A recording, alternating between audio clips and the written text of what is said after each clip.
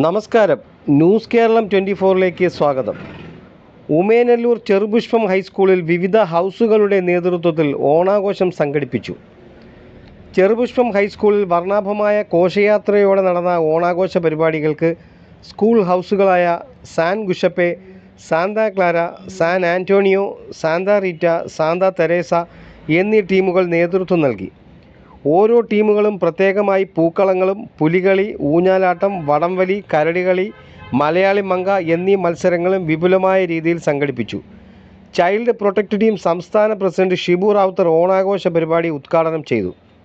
School പ്രഥമാധ്യാപിക reverend sister Jyothi Antony ഓണ സന്ദേശം നൽകി. സ്റ്റാഫ് സെക്രട്ടറി ബീന ആശംസാ പ്രസംഗം നടത്തി. കുട്ടികൾക്ക് വിവിധ കലാപരിപാടികൾ മത്സര ഇനത്തിൽ അവതരിപ്പിച്ചതിൽ വടംവലിയും ഓണസദ്യയും ആഘോഷങ്ങൾക്ക് മാറ്റുകൂട്ടി. സ്കൂൾ അധ്യാപിക ദീനാമ നന്ദി പറഞ്ഞു.